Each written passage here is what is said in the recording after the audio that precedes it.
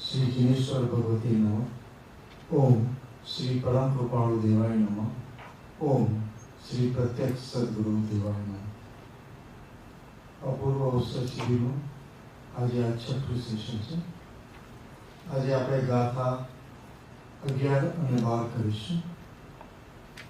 આની સાથે આપણો અપૂર્વ અવસરનો પૂર્વ વિભાગ પૂરો થશે, એટલે સેશનના એન્ડ ઉપર આપણે 1 થી 12 ગાથાનું પારાયણ સાથે કરીશું બધા, અને પછી આવતીકાલથી આપણે શપથ શ્રેણી ચડવાની છે, એટલે દીક્ષા માટેની પણ ભાવના કરતી સ્તરણ લઈશું। તો આપણે ગાથા 11 અને 12 લઈએ એની પહેલાં આપણે થોડું રિકેપ કરી લઈએ ગઈકાલની બે ગાથા અને ઇલસ્ટ્રેશન્સનું। તો પરમ કૃપાળુ દેવે આ ભાવના ક્યાં કરી હતી? ભવાણીમાં શું પ્રસંગ હતો? માતુશ્રીના ખાટલા પર બેસીને સવારના પોરમાં ઉઠતા વેત દાતન કરતા કરતા આ ભાવના કરી હતી। ગાથા 1 શેના માટે છે? નિર્ગ્રંથપણાની ભાવના, મુનિદશાની ભાવના, અને ગાથા 2 એ જે ભાવના 1માં નિર્ગ્રંથપણાનું જે ભાવના કરી હતી તે નિર્ગ્રંથપણું શું છે, નિર્ગ્રંથપણાના લક્ષણો શું છે એનું સંક્ષિપ્તમાં નિરૂપણ કર્યું છે। એનો આખો વિસ્તાર ક્યાં આવે છે? 4 થી 12 ગાથામાં। પછી ગાથા 3માં શું હતું? સમ્યક દર્શનની પ્રાપ્તિ બતાવતું ગાથા છે। અને ગાથા 4 થી 12માં શેનો જાપ ચાલે છે? એનું ભાવના કરે છે, તો ભાવનામાં આપણે જોઈએ તો એક વિષય હોય છે અને એક વિકલ્પ હોય છે, અને એ વિકલ્પનું પુનરાવર્તન રિપીટેશન થયા કરે છે। તો વિષય શું હતો? પરમપદ, અને વિકલ્પ હતો આત્મસ્થિરતા। તો 4 થી 12 ગાથામાં આપણે જોશું કે અલગ અલગ પ્રસંગોમાં અલગ અલગ રીતે કઈ રીતે આત્મસ્થિરતા મને પ્રાપ્ત થાય, હું કઈ રીતે આત્માના સ્વરૂપમાં સ્થિત થાઉં એની ભાવના કરે છે। તો ગાથા 4માં શેનું વર્ણન છે? ગુપ્તિ એટલે મન વચન કાયાની પ્રવૃત્તિ ઘટાડતા ઘટાડતા આત્મ સ્વરૂપમાં સ્થિર થવું। તો આપણે જોયું હતું કે આમાં આવ્યું હતું કે ઘોર કળિશ કે ઉપસર્ગ ભય કરી, તે ક્યાં સુધીની વાત હતી? ઘોર કળિશ ક્યાં સુધી સંભવ?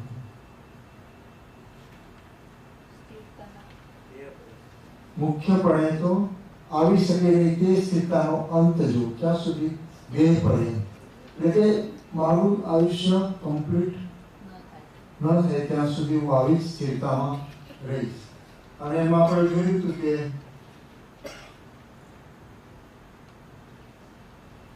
પરમ કૃપાળુ દેવે વર્ડ યુઝ કર્યો છે કે ઘોર, એટલે કે કેટલી ઉત્કૃષ્ટ ભાવના હતી આપણે પહેલી ગાથામાં જોઈએ તો સર્વ સંબંધ, બીજી ગાથામાં સર્વ ભાવથી ઓદાસે વૃત્તિ, અને દેહે પણ કિંચિત પણ મૂર્છા ન જોઈએ. અને અહીંયા શું કહે છે? ઘોર પરિશ્રમ કે ઉપસર્ગ ભય કરી. અને પછી ગાથા 5માં શેનું વર્ણન હતું? સમિતિનું વર્ણન. તો સમિતિ એટલે શું? સમેત પ્રકારે પ્રવૃત્તિ. તો જ્યારે પ્રવૃત્તિ કરવી પડે તો મારો ઉપયોગ બહુ બહાર પ્રભાવમાં ન હોય જાય અને હું ઉપયોગ રાખીને સ્વરૂપમાં સ્થિત થાઉં. તેમાં આપણે જોયું હતું કે શું ચોઈસ છે કે ભક્તિ કરવી કે સમિતિ કરવી? મુનિ ભગવાનને એવી શું હોય છે કે હવે હું સમિતિ કરું કે હું ભક્તિમાં રહું? ના, એવું નથી હોતું. સમિતિ તો ના છૂટકે કરવી પડે તો એનો એમ શું છે કે હું હંમેશા ગુપ્તિમાં જ રહું. અને પછી ગાથા 6 માં આપણે શું જોયું હતું? વિષય પ્રત્યેનું વલણ કેવું છે. એટલે પહેલા તો ઇન્દ્રિય જયની ભાવના છે પહેલી લાઈનમાં. પંચ વિષયમાં રાગ દ્વેષ વિરહિત હતા. અને જો પ્રમાદનો યોગ થાય તો હું એમાં કેવી રીતે એનાથી રહિત રહું. અને છેલ્લે પ્રતિબંધ રહિત વિચરવાની ભાવના છે. ઉદયાદી પણ વિતલોપ જો, એટલે કે નિષ્પૃહી બનીને હું કેવી રીતે પ્રતિબંધ રહી. તો આપણે એને આપણી લાઈફમાં એટલે આપણી ભૂમિકામાં આપણે જોયું હતું કે અલગ અલગ જગ્યાએ તો ભક્તિમાં જોયું તો શું જોયું હતું? ઘોર પરિસર કેવું. તો પરિસરમાં આપણે શું જોયું હતું? ગઈકાલે આપણે રિવાઇઝ કર્યું હતું ત્યારે જોયું હતું કે કેવી રીતે આપણે ડે ટુ ડે લાઈફમાં કરશું. હા, રસોઈ તૈયાર ન હોય તો આપણે we should be able to weight four 10-15 minutes. અને પછી સ્વાધ્યાય કરવા બેઠા હોય અને બહુ ગરમી હોય તો 15-20 મિનિટ પંખો ઓફ રાખીને પણ આપણે ટ્રાય કરીએ. અને પછી સમિતિમાં આપણે શું જોયું હતું કે અનાવશ્યક પ્રવૃત્તિ હોય એને ઘટાડવી. ધારો કે શોપિંગ મોલમાં ગયા હોય, આપણે કામ અડધો કલાકમાં પતી જાય તો 2-3 કલાક વેસ્ટ ન કરવા. અને ધારો કે ટીવી જોવા બેઠા હોય, રોજ 4 કલાક જોતા હોય તો we can reduce it to 2 hours, 3 hours, બરાબર. અને પછી કે કોઈ ધારો કે આ સાઈડ પર હોય તો કે ફૂટબોલ કે આપણે જોવું હોય તો એ દિવસ ઓફ રહેશે, પણ રચનામૂર્તિનો અભ્યાસ કરવાનું કીધું હોય તો એ ઓફ લેવો મુશ્કેલ છે એમ બતાવે. અને અહીંયા પ્રતિબંધ રહિતમાં આપણે શું કરી શકીએ?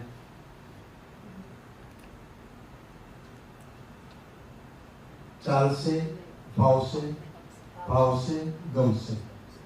દરેક દ્રવ્ય પ્રતિબંધ, કાળ પ્રતિબંધ, ક્ષેત્ર પ્રતિબંધ કે ભાવ પ્રતિબંધમાં આપણે કોઈ પણ વસ્તુમાં એપ્લાય કરીને જોવું જોઈએ. અને પછી ગાથા 7માં શું હતું?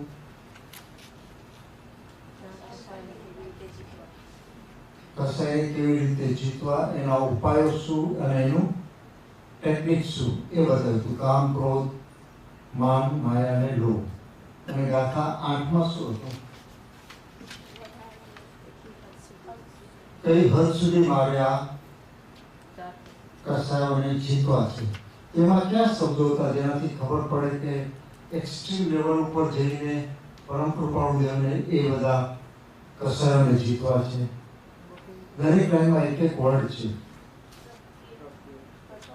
ના, એ તો સેપરેટ કરે છે, એ તો કસાયો છે.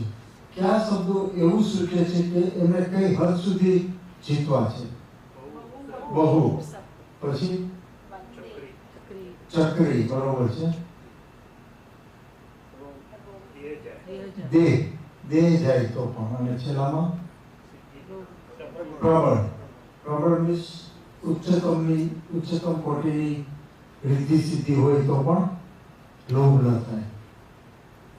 અને મુનિના તો પુરુષાર્થ તો એવો વેગવાળો હોય છે કે કેવળના લીધું કે લેશે એવી પરિસ્થિતિમાં હોય કે હવે એને એવો બેહદ પુરુષાર્થ કરવો છે કે હવે હું કેવળના લઈને જઈશ. કારણ કે જો આવા સંભવમાં એ 7મા ગુરુ સ્થાનક પર 48 મિનિટથી વધારે ટકી ગયા તો એ શપથ શ્રેણી માંગે છે. અને પછી ગઈકાલે આપણે કઈ ગાથા રહી હતી? ગાથા 9 અને 10. તો ગાથા 9માં શું બતાવે છે? ગાથા 9 શેના માટે છે? બાહ્ય ચારિત્ર, દ્રવ્ય ચારિત્ર, વ્યવહાર ચારિત્ર, પરમ કૃપાળુદેવને લેવાની ભાવના છે અને એમાં કેવું પરાક્રમ બતાવવું છે એ ભાવના દર્શાવતી ગાથા છે. તો બાહ્ય આચારો ક્યાં ક્યાં છે? 4 બાહ્ય આચારો બતાવ્યા છે. નગ્ન ભાવ, મુંડ ભાવ, અસ્નાનતા અને અદંત ધોવ. તો આપણે એમાં જોયું હતું કે આ જે બાહ્ય આચારો છે એનાથી દેહને નુકસાન નથી થતું, પણ દેહમાં જે સૂક્ષ્મ રાગ પડ્યો છે એ કાઢવામાં મદદરૂપ બને છે. તો આપણે જોયું હતું કે આપણે દેહ પર આસક્તિ શેના માટે છે? આપણે 3 કારણો જોયા હતા. એક તો દેહ નિકટ છે, એક ક્ષેત્રે અવગાય છે, જ્યાં આત્મા છે ત્યાં જ આત્માનો પ્રતિષ્ઠો છે, ત્યાં જ દેહ છે. બીજું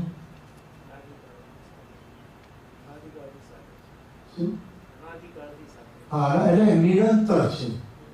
કોઈ જન્મ એવો નથી કે જ્યાં દેહ ન મળ્યો હોય, એટલે પણ દેહની આસક્તિ વધારે છે. અને ત્રીજું અને મોસ્ટ ઇમ્પોર્ટન્ટ કારણ સ્વરૂપનું અજ્ઞાન છે. સ્વરૂપનું અજ્ઞાન છે. તો આપણે એમાં જોયું હતું એક દ્રષ્ટાંત લઈને કે કેવી રીતે આપણને આપણે ખોટી માન્યતા છે સ્વરૂપનું અજ્ઞાન. આ મિરર શું?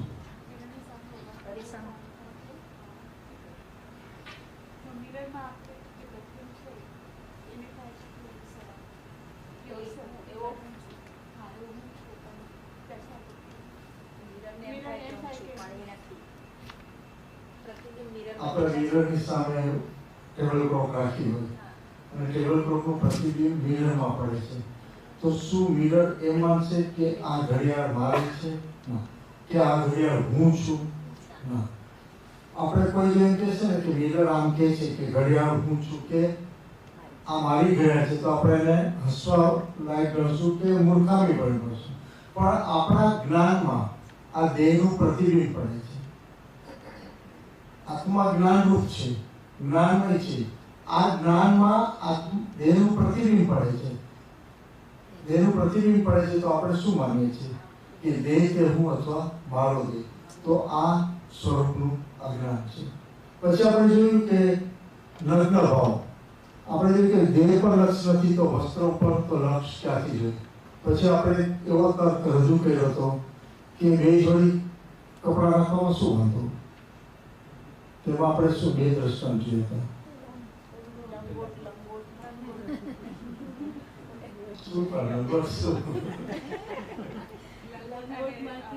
બાવાજીની એક લંગોટ હતી.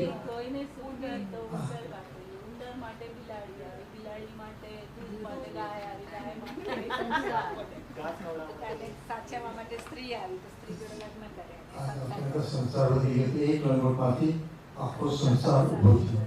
તો આપણે જોઈએ કે મુનિને શરમ નહીં આવતી હોય નગ્ન ભાવમાં. મુનિને શેની શરમ આવે?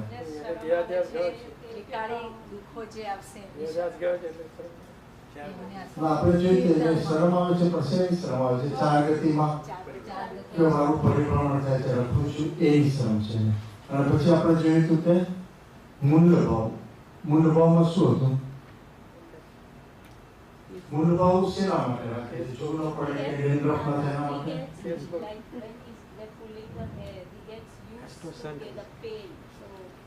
એટલે કે પરિસર અને ઉપસર્ગ સંભાવે સહન કરવાની ટ્રેનિંગ મળે છે. બીજું કે દેહ પર મમતા ન થાય. અને ભાવ મુંડન એટલે શું? કસાય કે રાગાદેશી ભાવ છે એને ખેંચીને બહાર કાઢવા. જે રીતે મુનિ વાળનું લોચન કરે છે બાહ્યમાં, એવી જ રીતે ભાવ લોચન એ અંદરથી જે કસાયો છે રાગદેશ છે એને કાઢવા માટે. અને પછી જોઈએ તો આપણે અસ્નાનતા. તો અસ્નાનતામાં ક્યાં કારણ હતા કે જેની લીધે ના કરે?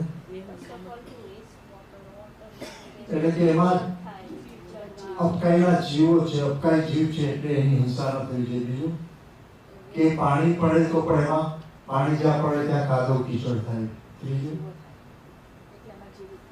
હા પછી દેહનું મમત્વ.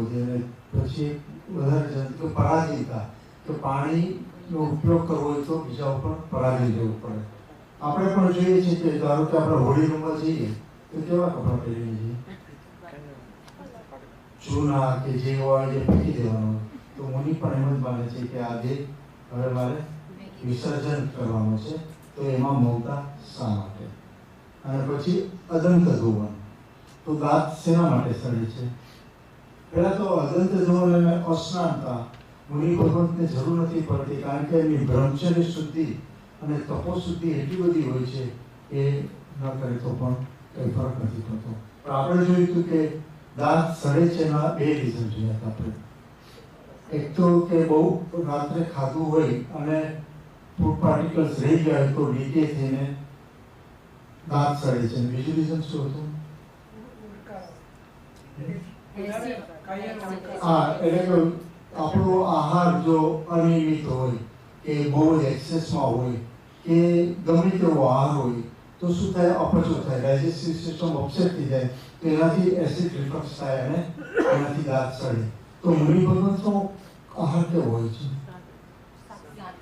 એક તો સાત્વિક હોય, બીજો મિતાહારી હોય, ત્રીજો નિયમિત હોય, અને ચોથું ક્વોન્ટિટી અને ક્વોલિટીનું એમને બરોબર ખ્યાલ હોય. અને બીજું શું કરે કે આઈડિયલી મુનિ એક જ વખત આહાર કરે દિવસમાં અને પછી ઠામ ચોર્યા લે. એટલે કોઈ પણ અપચો કે ઇન્ડાઇજેશન થવાનો કોઈ સવાલ ઉત્પન્ન થતો નથી. અને પછી આપણે શું જોયું હતું કે સર્વમ નખ કે અંગે શૃંગાર નહીં, કે મુનિ ભગવંતને આ કોઈ ઉપશૃંગાર કરવાની જરૂર નથી. મુનિને હેન્ડસમ નથી થવું, એમને શું થવું છે? ભગવાન સમ થવું છે. તો he will not go for all this શૃંગાર. અને પછી આપણે જોયું હતું કે શું આ જરૂરી છે? બાહ્ય જે ચારિત્ર છે એ લેવું જરૂરી છે?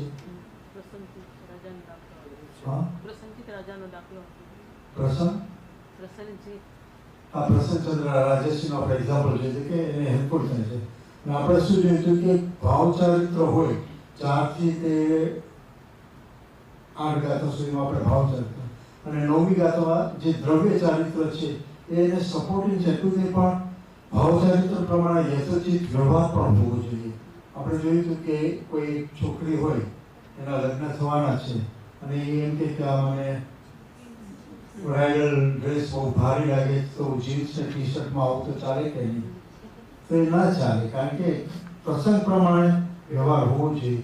એવી જ રીતે ભાવ ચારિત્ર પ્રમાણે દ્રવ્ય ચારિત્ર કે હોવું જોઈએ.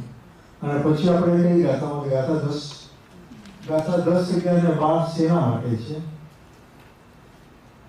સંભવ દર્શાવતી ગાથા છે કે મુનિ આપણે 4 થી 8 ગાથામાં જોયું ભાવ ચારિત્ર છે, અને પછી 9મી ગાથામાં જોયું વ્યવહાર ચારિત્ર કે દ્રવ્ય ચારિત્ર કે બાહ્ય ચારિત્ર છે.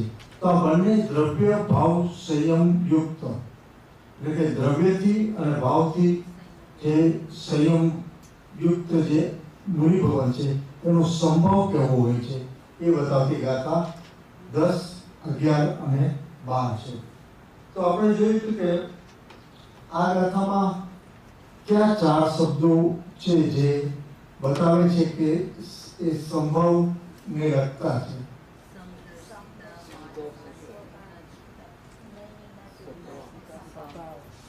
क्या સમદર્શિતા પહેલી લાઈનમાં, સ્વભાવ અને સંભાવ. પછી આપણે જોયું હતું કે આમાં વર્તે શબ્દ શું બતાવે છે? ત્રણેય લાઈનમાં છે, પહેલી લાઈનમાં, બીજી લાઈનમાં અને ચોથી લાઈનમાં. શત્રુ મિત્ર પ્રત્યે વર્તે સમદર્શિતા, માન અમાને વર્તે તે સ્વભાવજો, ભવમોક્ષે પણ શુદ્ધ વર્તે સમભાવજો. વર્તે એટલે કે એ કરતા નથી પણ એ સહજ છે, નેચરલ છે. વર્તે શબ્દ સૂચવે છે કે it is not an action કે કરે છે, સંભવ કરે છે એવું નથી. સંભવ નેચરલ છે. ઘટના પહેલા, ઘટના વખતે અને ઘટના પછી સંભવ એને હોય જ છે. એટલે કહ્યું કે અહીંયા વર્તે શબ્દ છે સહજ કે નેચરલ નું સૂચન કરે છે. તો પહેલી ગાથામાં આપણે પહેલી લાઈનમાં શું જોયું હતું? શત્રુ મિત્ર પ્રત્યે વર્તે સમદર્શિતા અને માન માને વર્તે તે સ્વભાવજો. આ બને છે જગન્ય કોટીના, એટલે કે લોએસ્ટ ટાઈપના સંભાવ છે. ત્રીજી લાઈનમાં છે જીવિત કે મરણે નહીં ન્યૂનાધિકતા, એ મધ્યમ ટાઈપનું છે. અને ઉત્કૃષ્ટ સંભાવ ભવ મોક્ષે પણ શુદ્ધ વર્તે સમભાવ છે. તો આપણે શત્રુ મિત્રમાં આપણે શું જોયું કે મુનિ ભગવતને કોઈ શત્રુ હોય?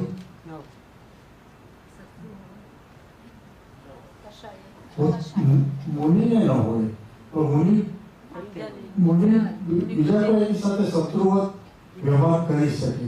તો એમાં એમનું શું વલણ હોય છે?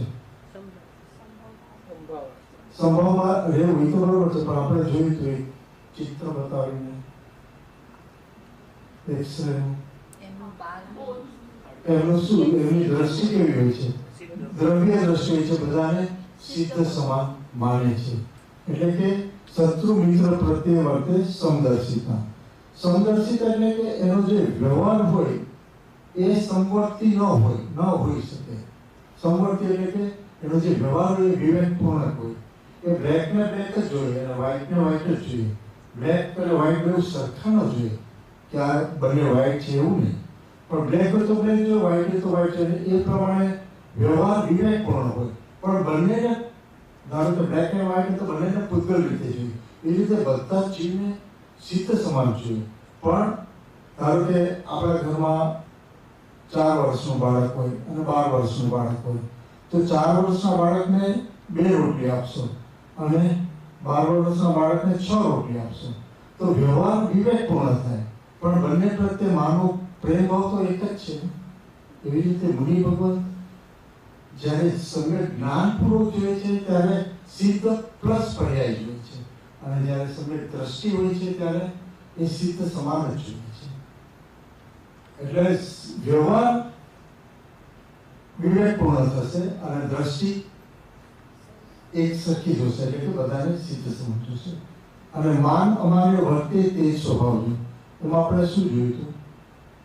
માન અને અપમાન. મુનિ ભગવાન માનને કેવું, માન કે એના વખાણ થાય તો શા માટે એને એવું ઇમ્પોર્ટન્સ છાપતું નથી? કારણ કે માન થાય છે એ દેહ કે એના સંયોગોને જોઈને થાય છે, પણ એ પોતાને તો સિદ્ધ સ્વરૂપે ત્રિકાળી સ્વરૂપ માને છે. અને અપમાનમાં આપણે કેવી રીતે જોયું હતું?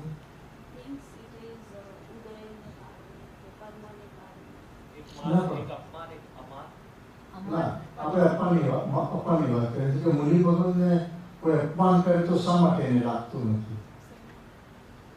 આપણે એક એક્ઝામ્પલ લઈએ તો એક દારૂડિયો હોય, હા,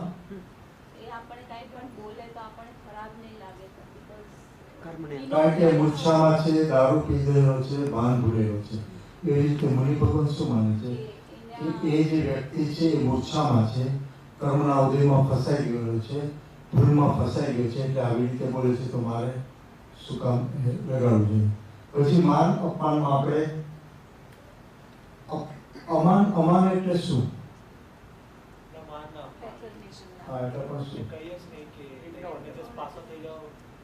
એટલે કે એ વ્યક્તિની ઉપેક્ષા થાય છે.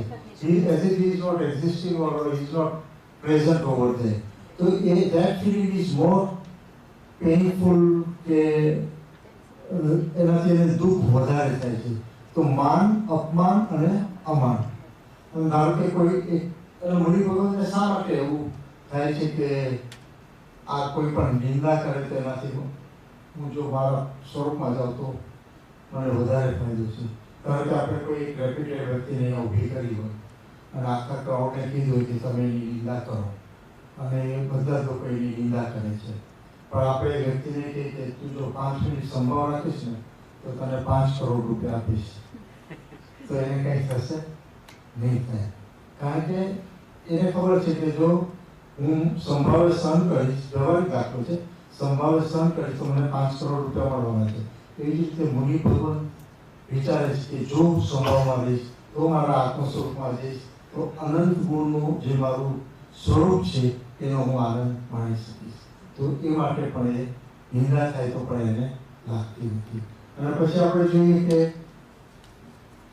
જીવિત કે મરણે નહીં ન્યૂનાધિકતા. તે શા માટે આવી માયા થતી નથી? જીવિત હોય કે મરણ હોય એમને એવી શા માટે માયા થતી નથી? કે પ્રીતિ નથી થતી, કે મહત્વ નથી જાણતું? એમને ખબર છે કે આયુષ્ય કર્મ જેટલું હશે એટલું જ એમાં આગળ પાછળ કરવાની જરૂર. કરેક્ટ. આપણે અત્યાર સુધી શું કરતા આવ્યા છે કે સારી અનુકૂળ વ્યવસ્થા હોય, હેલ્થ સારી હોય તો મારું આયુષ્ય વધારે ટકે. પણ ક્રોનિક ડિસીઝ હોય, તરત ફોર્થ સ્ટેજ કેન્સર હોય કે કોઈ મોટું ડેથ હોય તો આપણને એમ થાય કે આપણે જિંદગીનો જલ્દી અંત આવે. તો ન્યૂન અધિકનો ભાવ જનરલી બધા જ જીવોમાં હોય છે. અને મુનિને ન્યૂન અધિકનો ભાવ નથી, કારણ કે એને ખબર છે કે મારું આયુષ્ય કર્મને આધીન છે. પરમ કૃપાળુ દેવે પણ એક જગ્યાએ પોતાનો કોટ ઉતારતા કહ્યું હતું કે જેવી રીતે આ કોટ ઉતારે છે ને એવી રીતે અમારા દેહનો ત્યાગ કરશો. અને ચૈત્રવદ પાંચમે ખરેખર બતાવ્યું કે રાજકોટમાં આ રાજ કોટ ઉતારીને એટલા સમાધિ ભાવે અને દેહનો ત્યાગ કર્યો હતો. અને પછી ભવમોક્ષે પણ શુદ્ધ વર્તે સમભાવ છે. તો ભવમોક્ષે શુદ્ધ, તો આ કેવી રીતે આવે છે? શા માટે એમને કોઈ લોભ નથી થતો અને સમભાવે વર્તે છે?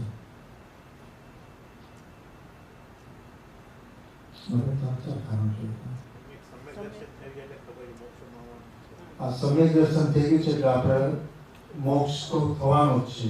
તો વહેલો થાય કે મોડું થાય એમાં એને કોઈ ઉતાવળ નથી, કારણ કે કારણ આપ્યું છે તો કાર્ય થવાનું છે. ધારો કે અહીંયાથી આપણે જતા હોઈએ, ધારો કે હોસ્ટેલથી નીકળ્યા અને આપણે ઓસ્ટિન જવાનું છે અને એક જ રસ્તો છે, ધોરી એક્સપ્રેસ હાઈવે છે અને એમાં કોઈ અવરોધ નથી, તો આપણે પહોંચવાના જ. એમાં આપણે કંઈ ટેન્શન રાખવાની જરૂર નથી. એક વખત ગાડીમાં બેઠાને પકડી તો એ જવાની છે. એવી જ રીતે આપણે જોયું હતું કે પોતાને મુક્ત જ અનુભવે છે. તે કહે છે કે જો હું મોક્ષમાં જઈને જે સુખ પામવાનો છું એ જ સુખ હું અહીંયા ભોગવી રહ્યો છું, તો પછી ધાંધલ ધમાલ શેની? અને કારણ કે એક બેન હતા, એને બીજા દૂરના ફ્રેન્ડ હતા, એને પૂછ્યું કે તમારા પતિ ક્યાં છે? તો કે મારા પતિ તો એકદમ જેલમાં છે. તો અને જે ખુમારી મસ્તીથી બોલતા તો એને લાગ્યું કે આના પતિ જેલમાં છે ને કેમ કહે છે કે આટલો બધો મોઢા પર આનંદ રહે? તો કે મારા પતિ છે ને જેલમાં છે પણ જેલર છે. તો જેલર હોય તો હી ઇઝ ફ્રી. તો એવી જ રીતે સંસારમાં છે પણ મુક્ત, વિધેય મુક્ત છે, એટલે એને કોઈ જાતની ચિંતા નથી. અને માગ્યા વિના મોક્ષ તો મળવાનો છે, તો ટેન્શન શા માટે? કારણ કે એક છોકરો હોય અને કરોડપતિ છોકરી સાથે એના એન્ગેજમેન્ટ થયા હોય તો એને એવો વિકલ્પ ના આવે કે હું એની પાસે મંગાવું કે થાળી લઈ આવજે, વાટકા લઈ આવજે, કે બે જોડી કપડાં લઈ આવજે. માંગવાનું હોય નહીં, કારણ કે કરોડપતિની છોકરી છે તો એ આવવાનું છે. તો આમ પરમ કૃપાળુ દેવને જે પુરુષાર્થ કર્યો છે, એનાથી દર્શનનો નાશ થયો છે, તો એ આગળ જતા ચારિત્રમોનો પણ નાશ કરશે. તો આ રીતે આપણે ગાથા 9 અને 10 એમાં 10માં જે સંભવનું વર્ણન કર્યું છે એ જ હવે આગળ ચાલે છે ગાથા 11 અને 12માં. તો પહેલા આપણે ગાથા 11 લઈશું. ગાથા 11 જે છે એ મુનિની નિર્ભયતા, નિડરતા અને અસંગતા બતાવતી ગાથા છે. અને મુનિ ભગવાનનું અભ્યંતર તપ એટલે કે કાયોત્સવ અને ધ્યાનની વાત છે. તો પહેલા આપણે એનું પારાયણ કરશું.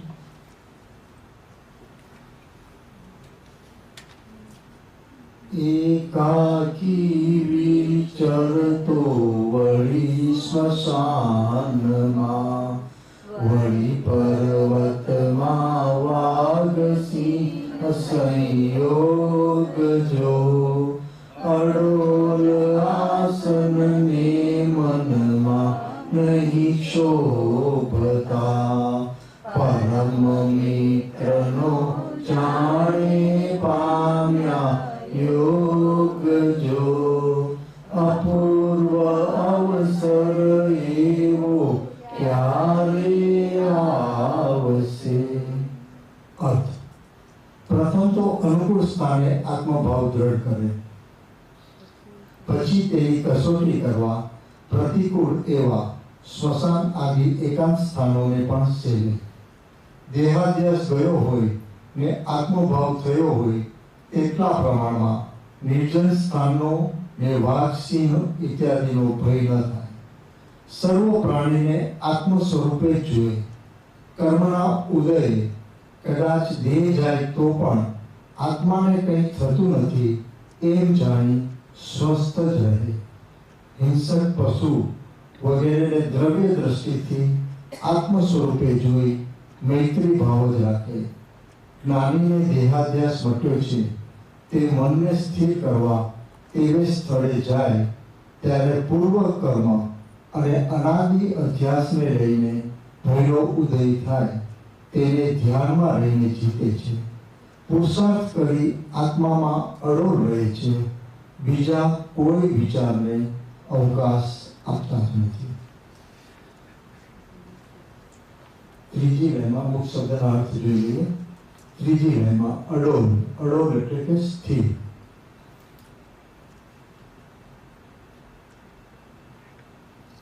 ક્ષોભતા, ક્ષોભતા એટલે કે ડામાડોળ સ્થિતિ. સંકલ્પ વિકલ્પ.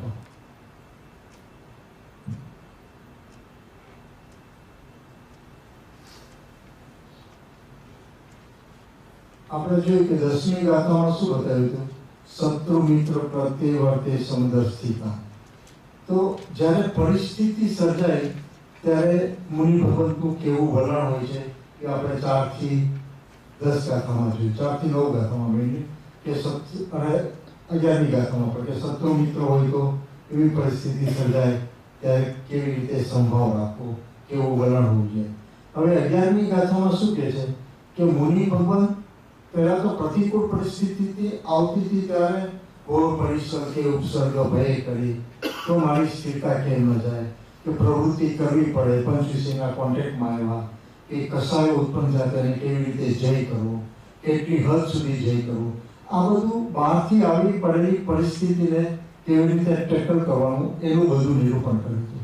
અને અહીંયા શું કહે છે કે પોતે જાતે ઇનિશિયેટિવ લઈને સ્મશાનમાં જાય છે કે પર્વતમાં જાય છે, ત્યાં કેવી રીતે પોતાની કસોટી કરાવી એનું નિરૂપણ છે.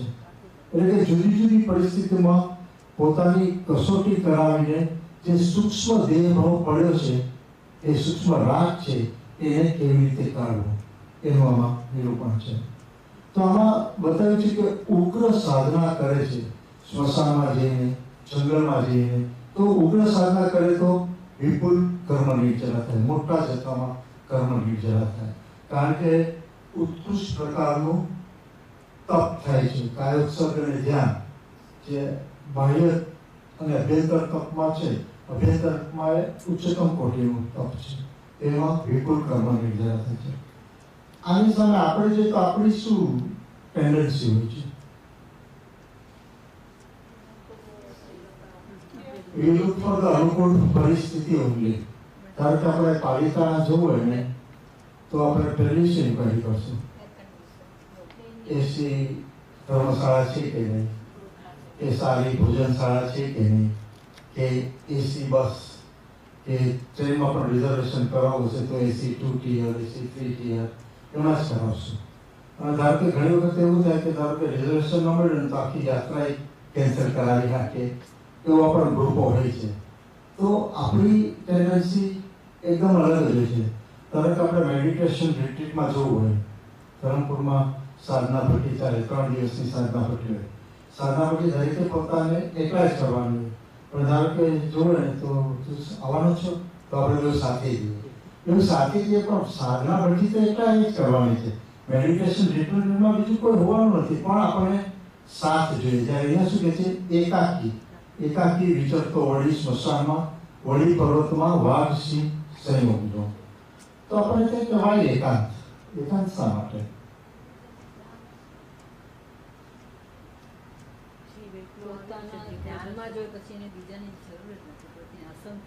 એટલે એને પોતાના સ્વરૂપને એકાંતમાં જ ભોગવું છે. ધારો કે આપણે એક એક્ઝામ્પલ લઈએ કે આપણે ધારો કે બોમ્બેમાં ફ્લેટ વેચ્યો છે ને એના રોકડા પૈસા એવા છે, અહીંયા જેવું નથી કે જે કર્યા રોકડા પૈસા આવ્યા છે ને આપણે ગણવા છે તો આપણે ક્યાં ગણશું? બહાર ગણશું? આપણે મેઇન રૂમમાં પણ નહીં ગણીએ. આપણે જશું બેડરૂમમાં, દરવાજા બંધ કરશું, બારી બારણા બંધ કરશું, પડદા છે તો પડદા પણ લગાવશું અને પછી ગણશું. તો આપણે એવી વસ્તુ એકાંતમાં કરી છે. ધારો કે ઘરમાં છોકરી હોય અને એના પ્રેમીનો લેટર આવ્યો છે, તે લેટર આવ્યો છે તો મેઇન હોલમાં વાંચશે? ના, એ જશે એની રૂમમાં, લોક કરશે અને પછી વાંચશે. ધારો કે પ્રેમી અને પ્રેમિકા છે તો એ લોકો ક્રાઉડેડ પ્લેસમાં જશે, ડાઉનટાઉન કે કોઈ મોલ ત્યાં નહીં, એ they will go to some lonely place and enjoy. તો આ રીતે એકાંત દરેકને એકાંત જોઈએ. તો મુનિ ભગતને પણ એકાંતમાં પોતાના સ્વરૂપને ભોગવવું છે, કારણ કે મુનિ also doesn't want disturbance, કે જે પોતાની જે સ્થિરતા છે એમાં કોઈ પણ વિક્ષેપ ના આવે એ રીતે જોઈએ છે. એને પણ કોઈ ડિસ્ટર્બન્સ જોતો નથી. તો હવે આમાં કીધું છે એકાકી વિચરતો વળી સ્મશાનમાં. તો એકાકીનો મિનિંગ શું થાય?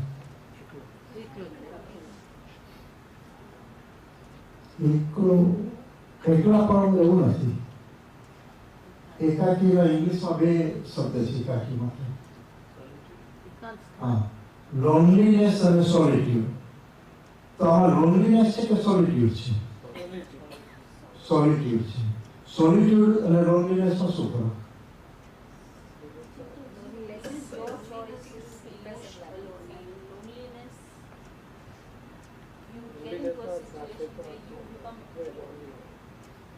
Solitude is person likes to be solitude. Peaceful state of within himself. તમે કીધું તો એમ થોડુંક સાચું હતું કે લોનલીનેસમાં શું છે કે બીજાનો સાથ જોઈએ છે પણ સાથ મળતો નથી. તેની ફીલ લોનલીનેસ.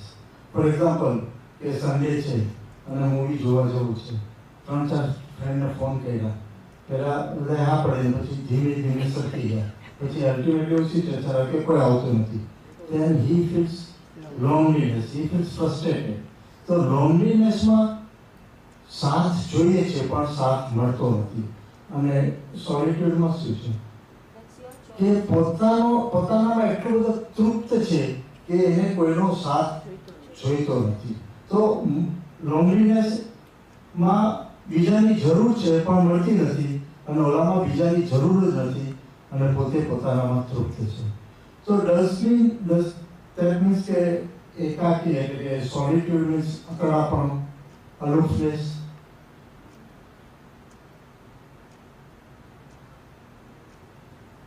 અકળાપણ ક્યાં આવે કે પોતાના કોન્સેપ્ટ હોય, પોતાના ઓપિનિયન હોય કે પોતાનો વ્યૂ પોઈન્ટ હોય એને પકડીને રાખે, એટલે બીજા સાથે મળી ન શકે.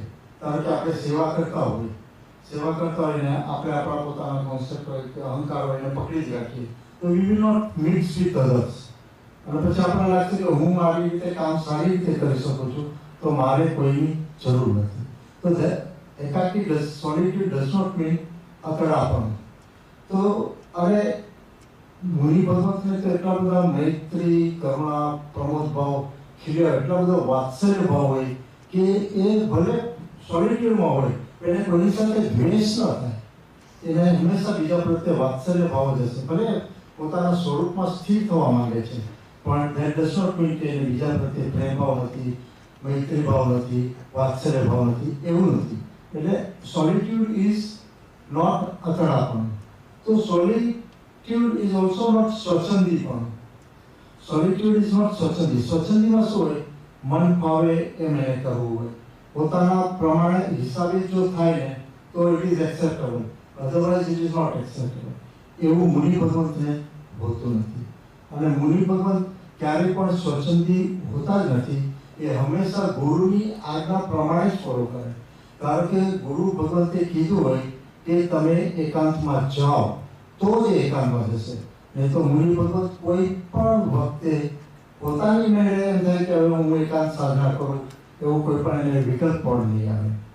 જો મિનિમમ જીરાજના પ્રમાણે 2 મુનિ ભગવંતને સાથે વિહાર કરવાની આજ્ઞા છે, અને સાધ્યું તો મિનિમમ 3 જણાએ સાથે રહેવું જોઈએ.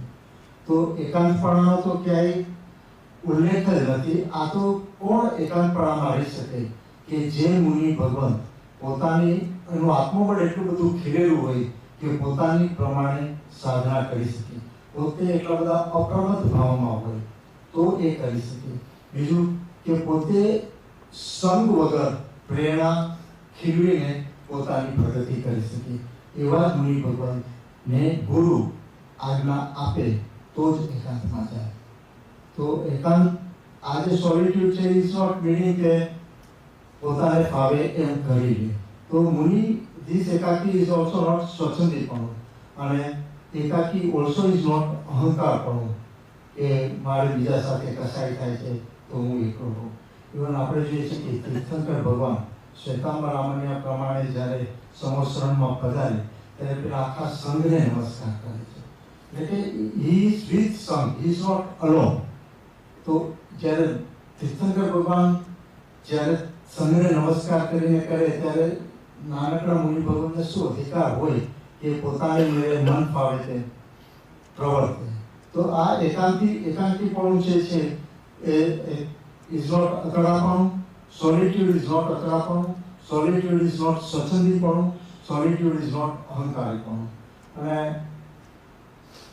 એટલે કે આ બધા સંકલ્પ વિકલ્પો છોડી અને જો ગુરુ આજ્ઞા હોય તો જ એકાંતમાં જાય. તો આપણે જોઈએ કે જ્ઞાની ભગવંતને સંયોગ હોય તો પણ એ પોતાની મેળે તો એ પોતાનામાં જ રહે છે. કારણ કે 3000નું ક્રાઉડ હોય પણ એ એટલો મોટો સંયોગ હોય તો પણ એને સાથની જરૂર નથી, એટલે એકલા જ રહે છે. આપણે જો મહાત્મા ગાંધીજી 3000ની સભા મેદની હોય પણ એને જો પોતાના નવજીવનનું કાર્ય કરવાનું હોય, મેગેઝિનનું કાર્ય, કે કોઈને રિપ્લાય કરવાનો હોય તો he was able to do very peacefully without getting disturbance. તો સંયોગો છે પણ એમને કોઈના સાથની જરૂર નથી. એવી જ રીતે મુનિ ભગવંતને પણ સંયોગ હોય પણ એને સાથની જરૂર નથી, એટલે સંયોગને સંયોગ રૂપે જોઈએ છે અને પોતાનામાં તૃપ્ત રહે છે. તો હવે આ મુનિ ભગવંત સ્મશાનમાં જાય તો સ્મશાનમાં જઈને કઈ જાતની સાધના કરે? શા માટે સ્મશાન ઇઝ ચોઝન?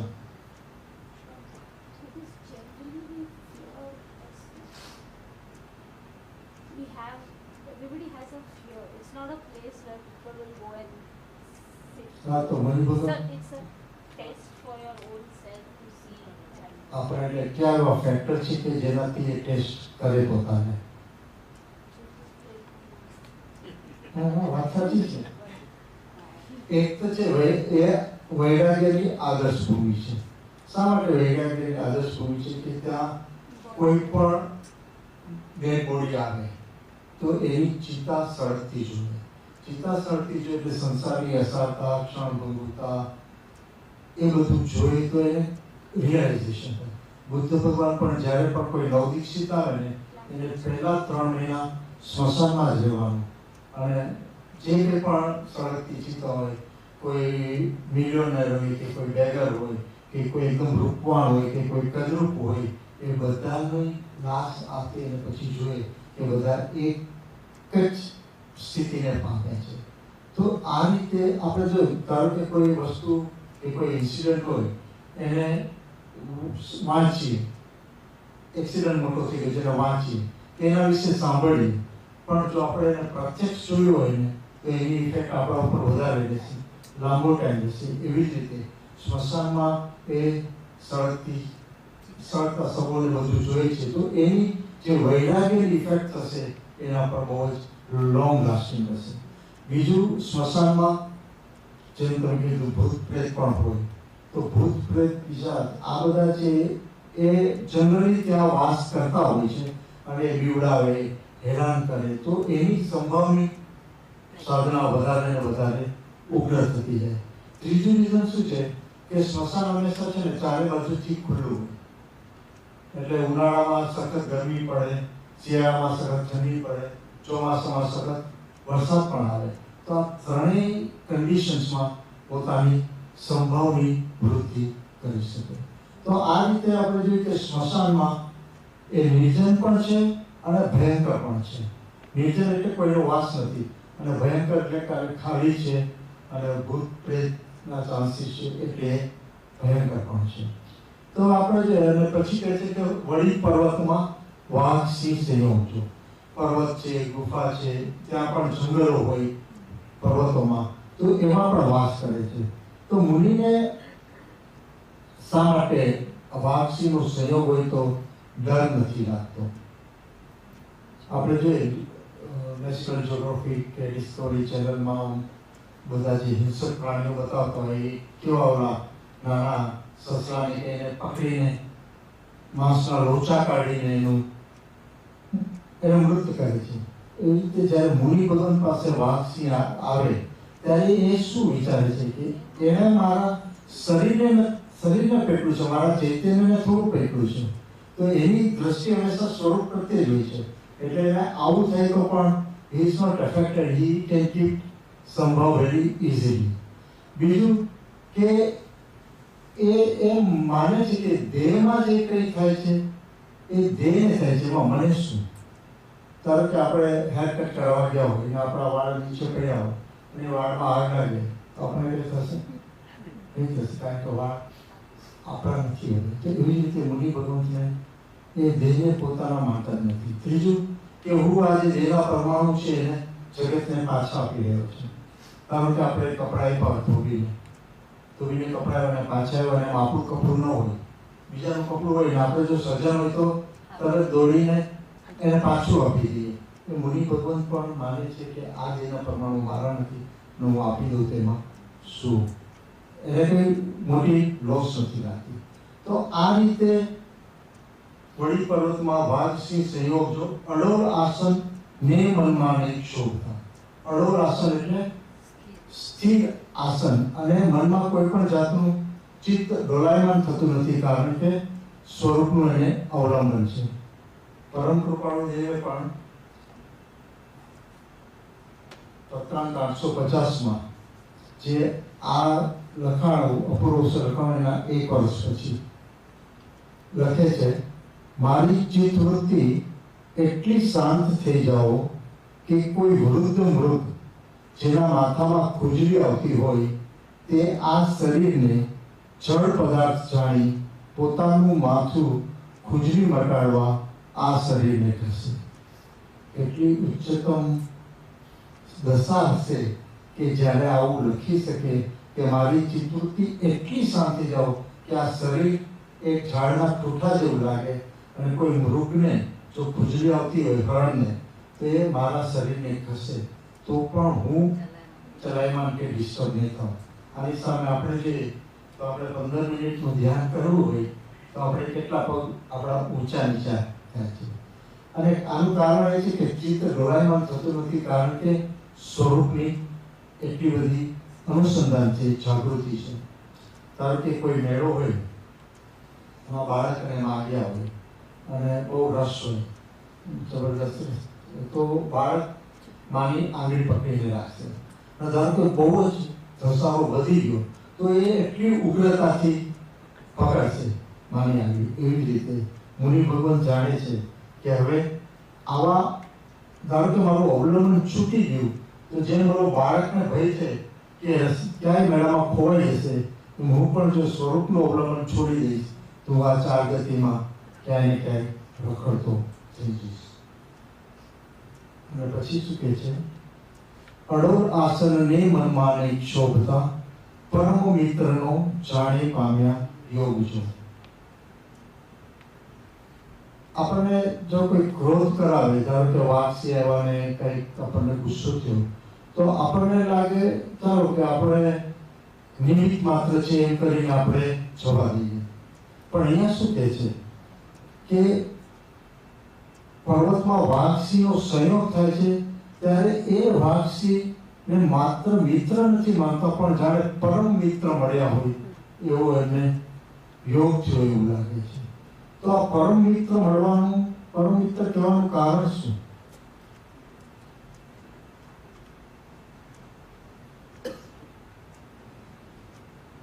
આપણે તો પેલા શત્રુ જ માનીએ વાઘસિંહ. ચાલો શત્રુ નથી માનતા, પણ ધારો કે નિમિત્ત આવી પડ્યું છે તો નિમિત્ત માનીએ, એમાં પણ મિત્ર માનીએ. મિત્ર નહીં પણ પરમ મિત્ર કહે છે. પેલા આપણે મિત્ર કોને કહીશું? આપણે કોને મિત્ર માનશું?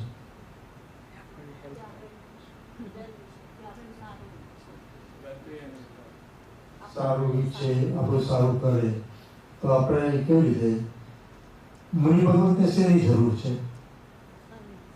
કર્મનો ક્ષય કરવાની. એ ઉગ્ર સાધના કરે છે વિપુલ કર્મની નિર્જરા કરવા માટે. તો અહીંયા શું થાય છે?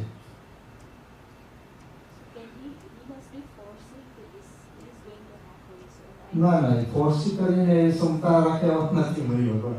મુનિ ભગવાન તો ઘટના પહેલા, ઘટના વખતે અને ઘટના પછી સંભવમાં જ રહે છે.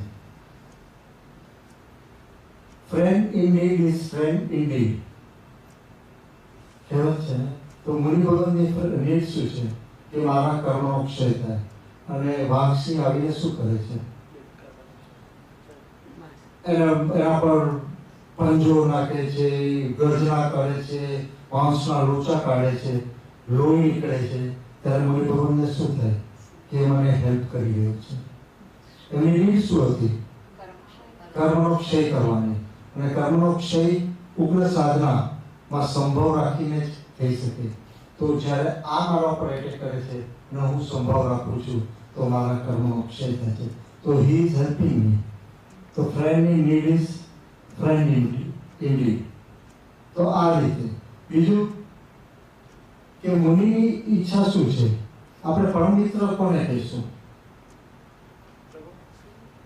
એક તો આપણે જોઈએ કે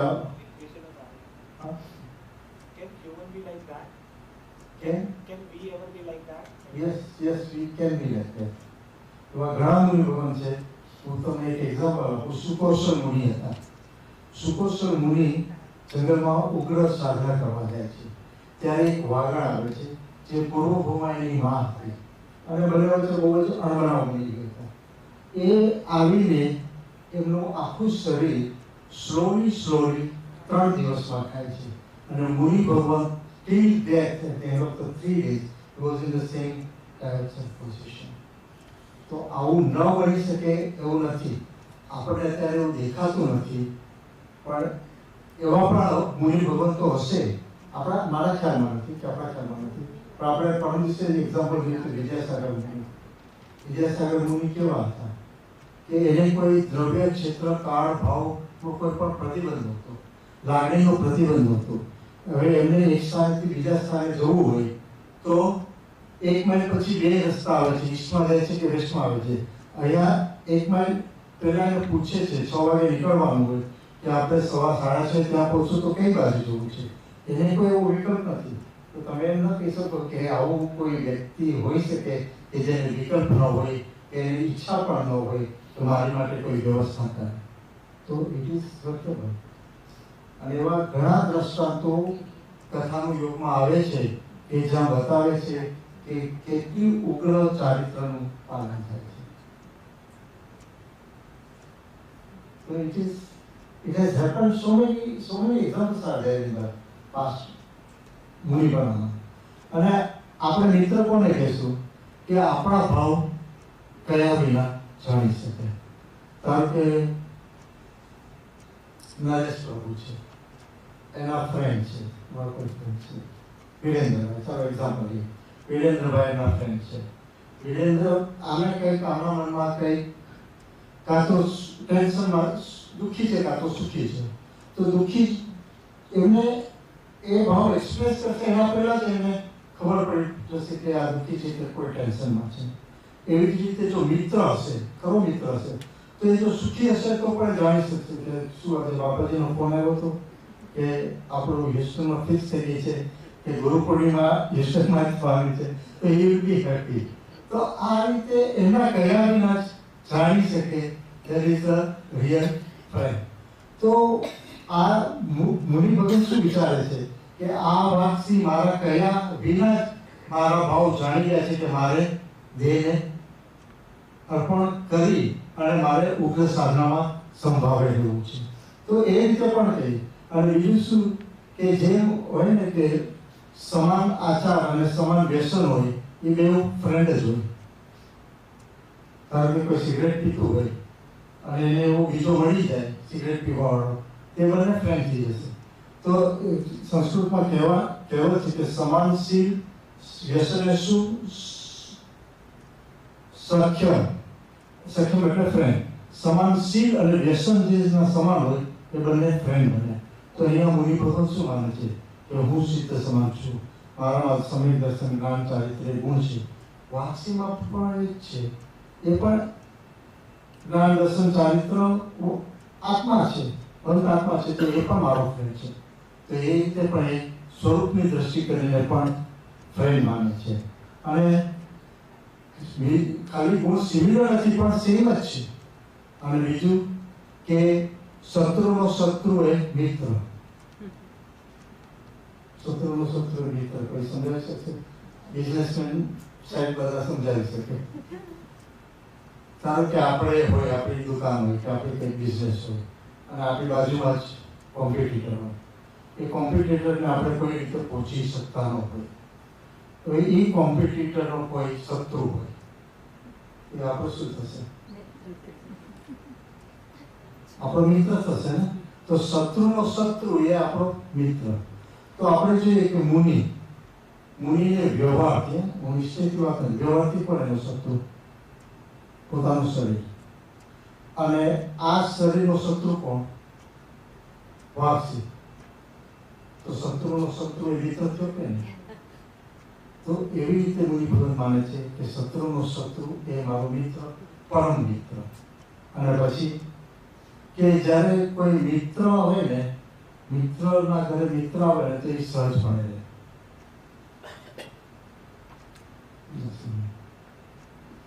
કમલેશ પ્રભુ છે, સંડેના બેઠા છે, હોલીડે છે, સોફા ઉપર બેઠા છે, સામે ટીવી ચાલે છે, બાજુમાં ન્યૂઝપેપર છે, તમે કોફી પ્રોવાઈડ કરી છે અને પોપકોર્ન ધારો કે ખાઈ રહ્યા છે.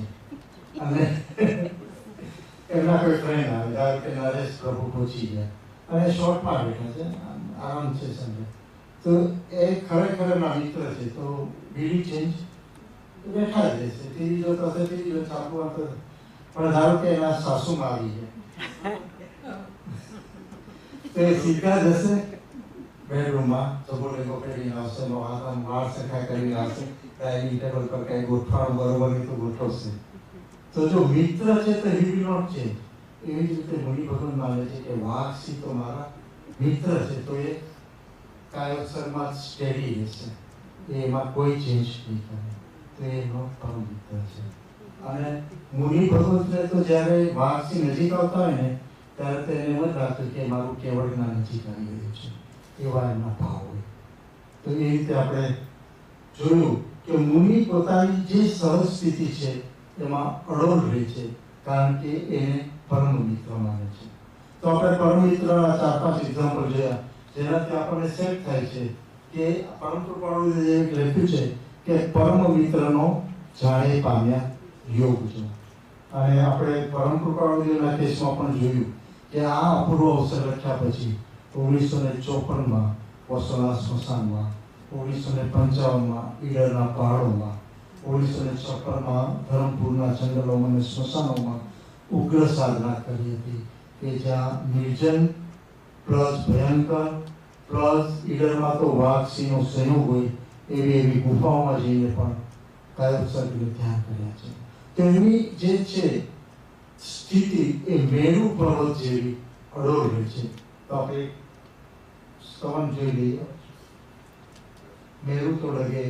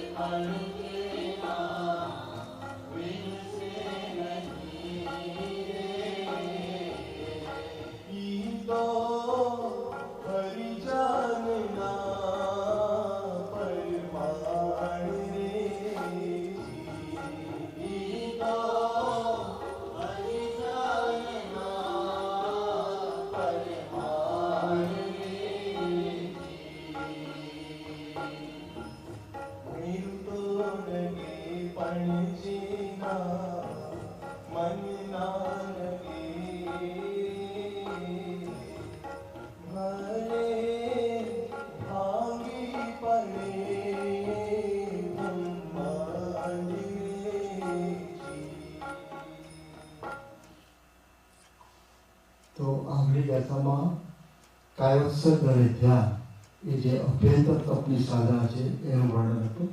હવે આ ગાથા 12માં ઘોર બાહ્ય તપની વાત છે અને પૂતગલ પ્રત્યે કેવો એનો અભિગમ હોય છે એની વાત છે. તો પહેલા આપણે ગાથા 12નું પારાયણ કરશું. આવશે અર્થ. અનેક દિવસના ઉપવાસ થાય, શરીર સુકાઈ જાય, છતાં મનમાં લેશ પણ ચિંતા ન થાય.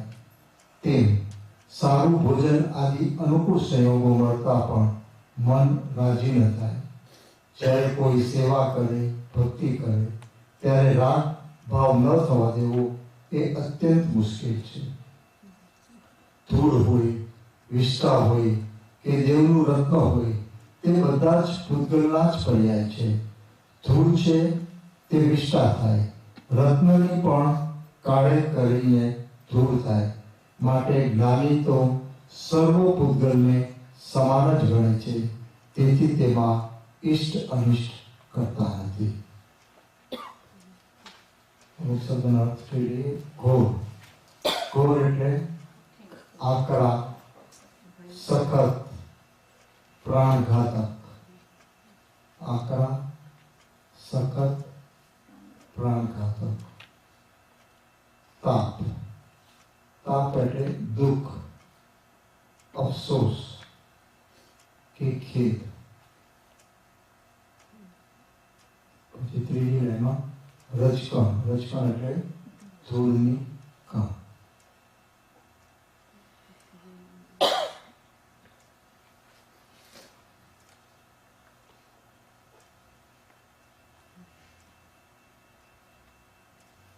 તો જેમ ઘોર કર્મ બાંધ્યા છે કસાયને કારણે, ક્રોધ, માન, માયા, લોભ, એનાથી ઘોર નિકાચિત કર્મ પણ બાંધ્યા છે. તો આ બધા કર્મનો નાશ થાય તો એ ભલે કષ્ટદાયક લાગે છે, પણ આ કર્મનો નાશ કરવાનો શોર્ટકટ જો હોય તે તપશ્ચર્યા છે. તપશ્ચર્યા કરવાથી ઘોર કર્મનો નાશ ઇઝીલી થાય છે. તો તપ કેટલા પ્રકારના છે? 12. ક્યાં ક્યાં? એમાં 2 કેટેગરી છે, 6 બાહ્ય અને 6 અભ્યંતર. તો બાહ્ય તપ ક્યાં ક્યાં? અનશન, ગુણોદરી, વૃત્તિ, સંક્ષેપ, રસ પરિત્યાગ, કાયાક્લેશ, સલિલતા. અને અભ્યંતર તો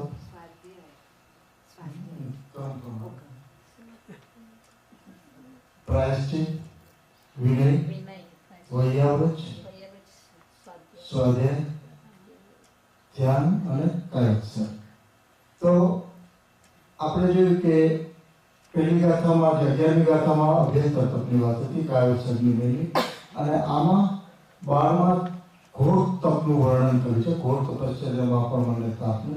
અને આ જે તપશ્ચર્યા કરવાથી જે રીતિ સિદ્ધિ પ્રગટે છે, વર્સિસ જે રચકણ છે એ પ્રત્યે પણ એનો કેવો અભિગમ છે એની છેલ્લી બેલેમાં વાત કરી છે. તો હવે આપણે જોઈએ કે આમાં આપણે જોશું તો ઘોર તપશ્ચર્યા અને એની સામે મનને તાપને એ સંભવની પરિસ્થિતિ બનાવે છે. પછી બીજી લાઈનમાં શું કહે કે સરસ અન્ન મળે, ગોચરી કરવા ગયે તપશ્ચર્યાના અંતે સરસ અન્ન મળે તો પણ મનને પ્રસન્ન ભાવને. અને તપશ્ચર્યા કરવાથી જે રીતિ સિદ્ધિ પ્રગટી છે એ રીતિ સિદ્ધિની સામે રચકણ હોય તો રચકણ અને રીતિ સિદ્ધિમાં પણ એને સંભાવ હોય છે. તો આપણે જોયું કે ગાથા 10, 11 અને 12માં કેવી રીતે જે દ્રવ્ય અને ભાવ સંયમયુક્ત નિર્ગ્રંથ મુનિ છે એની કેવો સંભાવ હોય છે એની પ્રરૂપણા છે. તો આપણે જોઈએ કે મુનિ ભગવાન જે હોય એ આત્મસ્થિરતામાં એટલા બધા લીન હોય કે એમને આહારનો વિકલ્પ જ ન ઉઠે. એટલે એમનું જે તપ થાય છે એ ઓટોમેટિક તપ થાય છે.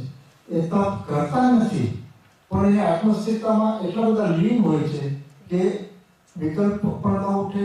અને વિકલ્પ થાય તો ધારો કે ગોચરી કરવા જાય, ન મળે તો પાછા કાયોત્સર્ગમાં સ્થિર થઈ જાય. તો એ રીતે એમનું તપ ઓટોમેટિકલી થાય છે.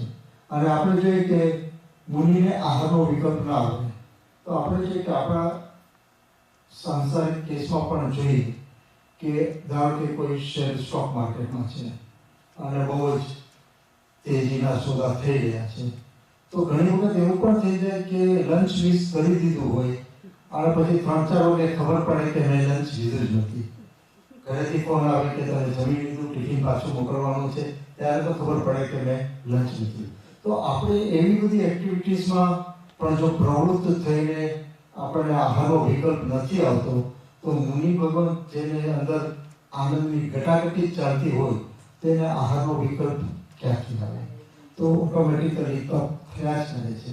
એટલું જ નહીં પણ એક તો એના શરીર એટલા બધા હાડમાં એટલા બધા ક્ષીણ થઈ જાય કે જ્યારે મુનિ ભગવાન આવા 4-4, 5-5, 6-6 મહિનાના ઉપવાસ થઈ ગયા હોય અને વિહાર કરતા હોય ત્યારે એના હાડકાં ઘસાતા હોય તો એવું લાગે કે જાણે બળદગાડું ચાલી રહ્યું છે. એટલી સ્થિતિમાં પણ એમને એમની અંદરની ઘટાઘટી એટલી બધી હોય છે કે બહારનું જે તપ થઈ રહ્યું છે એનો પણ એમને ખ્યાલ નથી હોતો કે વિકલ્પ નથી થતો.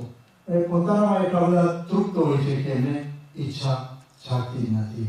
અને આપણે જોઈએ કે એના વિચારધારા કે માન્યતામાં શું શું કર્યું છે કે આ ભૂખ લાગી તો આ ભૂખ મારા પાડોશીને લાગી છે, મને નથી લાગી. બીજું કે હું ધારો કે મને આહાર ન મળે તો પણ હું ટકી શકું છું મારા જ્ઞાયક ભાવને લીધે. તો એને પોતાના અસ્તિત્વ એટલું બધું નજરાતું હોય છે કે એને બહારના આહારનો લેવાનો પણ વિકલ્પ નથી આવતો અને શરીરના પરમાણુ થોડા ઓછા થયા કે વધારે થયા એમાં મારે શું, એ જાતના એના ભાવો છે. એમને તો સ્વરૂપને સ્વરૂપ જ ચાલતું હોય. પણ આપણે ધારો કે એક સંવત્સરીનો ઉપવાસ કરવો હોય તો શું થાય આપણા કેસમાં? એની પહેલા તો શું થાય કે સંવત્સરીનો ઉપવાસ કરે અને આગલા દિવસે શું થાય? કારણ કે આ ટિફિન જ ભરાઈ ગયો રીતે દબાવીને જ આહાર કરે. એને સંવત્સરીના ઉપવાસના વિશે કાલે પાળવું છે તેમાં શું કરવું, શું લઈશું, શું નહીં એનું, અને પાળના દિવસે તૂટી પડી.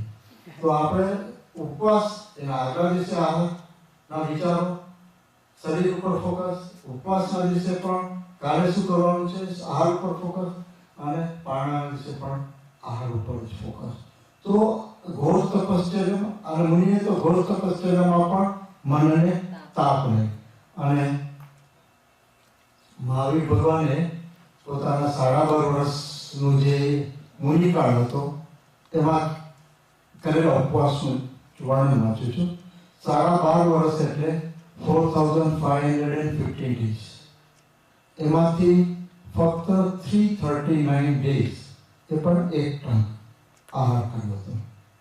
એટલે 4515 માંથી 339 સબટ્રેક્ટ કરીએ તો 4166 days રહે. તેમાં કેટલા? 5 મહિના 25 દિવસ એક વખત સળંગ ઉપવાસ, બ્રેક નહીં. 6 મહિના સળંગ ઉપવાસ એક વખત, 4 મહિના સળંગ ઉપવાસ 9 વખત, 3 મહિના સળંગ ઉપવાસ 2 વખત, 18 મહિના સળંગ ઉપવાસ 2 વખત, અને 15 દિવસ સળંગ ઉપવાસ 72 times. તો 12.5 વર્ષની મુનિકાળમાં કેટલી ઉગ્ર આરાધના કરી હતી. એ જ રીતે એક ઢંઢણ મુનિ છે. ઢંઢણ મુનિ એટલે કે નેમિનાથ ભગવાન જ્યારે થઈ ગયા એના સમયની વાત છે. કૃષ્ણ વાસુદેવના એક પત્ની હતા, એનું નામ હતું ઢંઢણા, અને એના પુત્રનું નામ ઢંઢણ કુમાર. એમણે નેમિનાથ ભગવાનની દેશના એક વખત જ સાંભળીને એને એટલો બધો વૈરાગ્ય જાગ્યો અને એને દીક્ષા લઈ લીધી. દીક્ષા લઈ લીધી પછી એ જ્યારે પણ ગોચરી લેવા જાય ને ત્યારે એને ગોચરી ના મળે. ધારો કે એની સાથે બીજા મુનિ ભગવાન ગયા હોય ગોચરી કરવા, તો એ લોકોને પણ ન મળે જો ઢંઢણ મુનિ સાથે હોય તો. પછી બધા મુનિઓ ભગવંતોએ જઈને નેમિનાથ ભગવાનને પૂછ્યું કે આ તમારા શિષ્ય તીર્થંકર ભગવાનના શિષ્ય અને એ કૃષ્ણ વાસુદેવના પુત્ર, અને આ નગરી એટલી બધી ધનિક લોકોથી ભરેલી છે અને આ મુનિ જાય ત્યારે એમને ગોચરી ન મળે તેનું કારણ શું? તો નેમિનાથ ભગવાન કહે છે, એનો પૂર્વભાવ સંભળાવે છે કે એ પૂર્વભાવમાં પરાશર નામના એક બ્રાહ્મણ હતા અને ઘણા ખેતરોની જવાબદારી હતી કે એની સાર સંભાળ લેવાની, એનું અપકીપિંગ કે મેન્ટેનન્સ ને બધું કરવાનું. તો જ્યારે પણ માણસો કામ કરતા હોય કે બળદો કામ કરતા હોય, લંચનો ટાઈમ થઈ ગયો હોય તો પણ એને છોડે નહીં કે આટલું કામ કરી લો, આટલું કામ પતાવી લો. એમ કરતાં કરતાં 3-4 વાગી જાય અને ત્યારે એને છોડે. તો આ ને લીધે એને એવું અંતરાય કર્મ બાંધ્યું છે કે જે હમણાં ઉદયમાં આવ્યું છે. તો એ જ્યારે પણ જશે, જ્યાં સુધી આ અંતરાય કર્મનો ઉદય હશે ત્યાં સુધી એને ગોચરી નહીં મળે. ટંડન મુનિ આ વાત સાંભળે છે અને એ અભિગ્રહ ધારણ કરે છે કે જ્યાં સુધી મને સ્વલબ્ધિથી ગોચરી નહીં મળે, સ્વલબ્ધિ એટલે પોતે જઈને ગોચરી લે, એ રીતે જો નહીં મળે ને તો હું આહાર નહીં લઉં. કારણ કે સાધુ ભગવાન સમુદાયમાં એવી સિસ્ટમ હોય કે બીજા કોઈ પણ મુનિ લઈને આવ્યા હોય તો પોતે ગોચરી લઈ શકે, પણ એને એવો અભિગ્રહ લીધો કે પોતાનાથી જો મળશે ને તો લેશે, બીજા કોઈ લઈ આવ્યા હશે તો એ પોતે નહીં વાપરે. તો આ રીતે એ અભિગ્રહ ધારણ કરીને રાખ્યો હતો. પછી એક વખત કૃષ્ણ વાસુદેવ નેમિનાથ ભગવાનની સમોસણમાં આવ્યા તો તેમણે પૂછ્યું કે તમારા સાધુ સમુદાયમાં ઉગ્ર આરાધના કરવાવાળા ક્યાં મુનિ છે?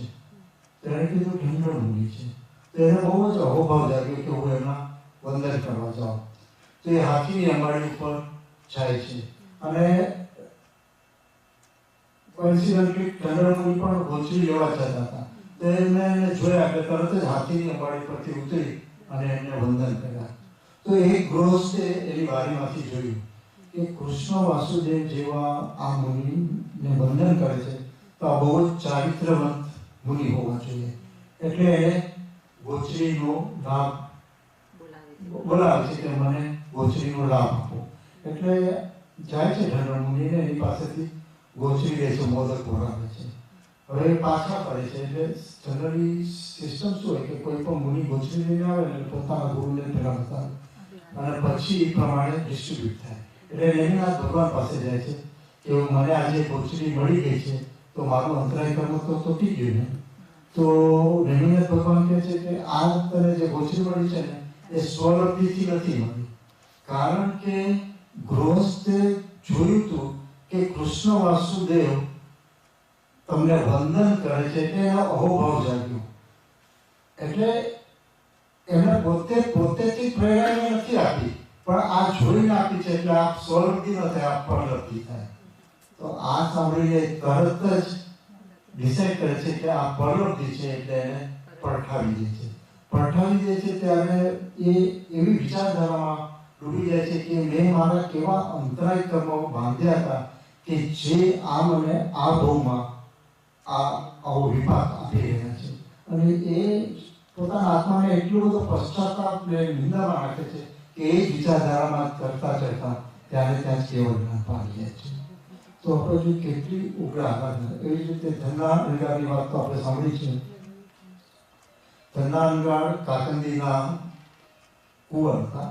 32 પત્નીઓ હતી, રાણીઓ હતી, પત્નીઓ હતી.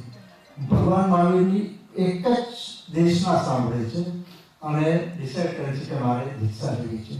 દીક્ષા લે છે એ દિવસે ભગવાનને પૂછે છે કે હું છઠના પારણે છઠ અને પારણું પણ આંગળીથી કરીશ, જાઉં જીવ જ્યાં સુધી દેહ ન જાય ત્યાં સુધી.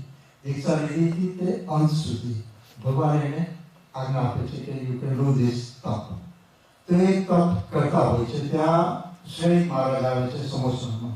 એ પૂછે કે છે કે આપણા 14,000 સાધુ સમુદાયમાં સૌથી શ્રેષ્ઠ સાધુ કોણ? તે કે કાકંદીના ધન્નાન હતા. તે કે ક્યાં છે? તે કે જંગલમાં આ રીતે છઠના પારણે છઠ કરે છે અને જે આંગળીનો જે આહાર લે ને એ પણ એવો ખુશ કે માખી પણ એના પર ન બેસે, એટલો બધો તુચ્છ આહાર એ ગોચરીમાં લઈ આવીને એનું ગ્રહણ કરે છે. તો એના વંદન કરવા માટે એ જંગલમાં જાય છે. તો જંગલમાં ક્યાંય દેખાતા નથી.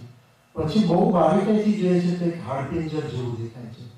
એમની આંખો એટલી બધી ઊંડી ઉતરી ગઈ કે હાથ પગ સુકાઈ ગયા હતા, આખું માંસ બધા નીકળી ગયા હતા અને હાડપીંજર જેવું થઈ ગયું હતું અને આખું મોઢું તો કોલસા જેવું કાળું થઈ ગયું હતું. એવી અવસ્થામાં એ ઉગ્ર તપશ્ચર્યા કરી રહ્યા હતા અને એને જોઈને એ વંદન કરે છે. પછી એનો જ્યારે કાળ પૂરો થવાનો હોય છે ત્યારે 1 મહિનાનું અનશન ગ્રહણ કરીને પછી એ સર્વાર્થ સિદ્ધ વિમાનમાં જશે અને ત્યાંથી મહાવિદ્ય ક્ષેત્રમાં જશે, મોક્ષ પામશે. તો કેટલી ઉગ્ર આરાધનાઓ પાસમાં થઈ રહી છે, પાસમાં થઈ હતી. પણ આ જે ઘોર તપશ્ચર્યામાં પણ મનમાં કોઈ તાપ કે ખેદ કે અફસોસ કે એવું કંઈ જ ન હોય. તો પોતાના આત્મ સ્વરૂપમાં આત્મસ્થિરતામાં એટલા બધા લીન હોય કે એને આવો વિકલ્પ પણ ના આવે. અને સરસ અમને નહીં મનને પ્રસન્ન ભાવજો. હવે ધારો કે પાણું હોય અને સરસ અન્ન મળે. સરસ અન્ન એટલે આપણે એને બે રીતે જોઈ શકીએ કે એક તો ચક્રવર્તીને ત્યાંથી ધારો કે ગોચરીનો લાભ મળ્યો હોય તો ચક્રવર્તીનું તો ભોજન કેટલું ઉચ્ચ પ્રકારનું હોય. બીજું કે પોતાના પૂર્વભાવમાં એટલે કે પોતાના ગ્રસ્ત અવસ્થામાં ધારો કે કોઈ વાનગી એમને ભાવતી હોય કે એવી કોઈ વાનગી મળી હોય તો પણ એમને પ્રસન્ન ભાવ નહીં હોય. કારણ કે એને સ્વાદિષ્ટ શું લાગે છે? સ્વાદિષ્ટ પોતાનો આત્મા જ લાગે છે. તો એને આ સરસ અન્નને પણ પ્રસન્ન ભાવ ન થાય. આપણને પ્રસન્ન ભાવ ક્યારે ક્યારે થાય?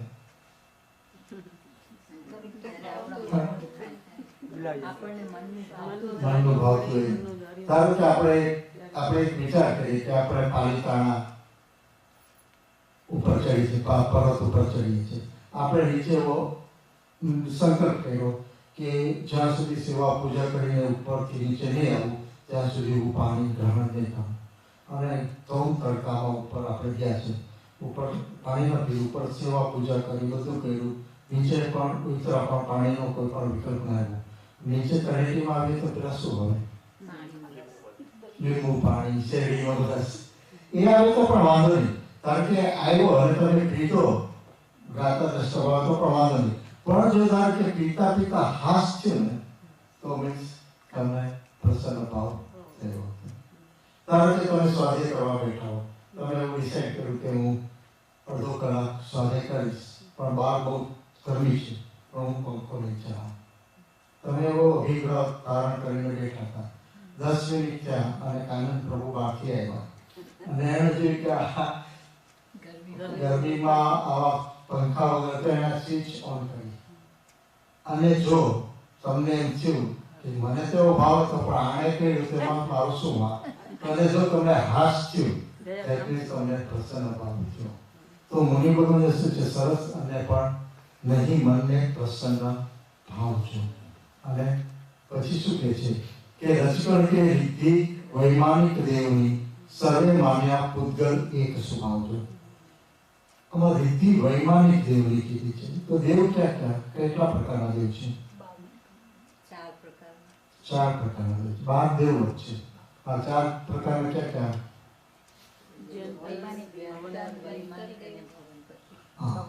ભવનપતિ, વ્યંકર, જ્યોતિષ, વૈમાનિક.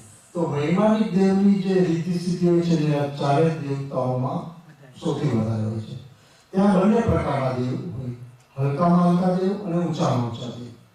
તો એમાં હલકામાં હલકા દેવની 2000 વર્ષ વાપરેલી જૂની મોજડી, મોજડી એટલે શૂઝ, બૂટ, એનો એક કણ, એની કિંમત અમેરિકાની સમસ્ત સંપત્તિ કરતા વધારે છે. એક કણ 2000 વર્ષ જૂની વાપરેલી મોજડી, એ પણ હલકામાં હલકા દેવની. તો વૈમાનિક દેવની આપણે ઇમેજિન કરી શકીએ રીતિ કેટલી હશે.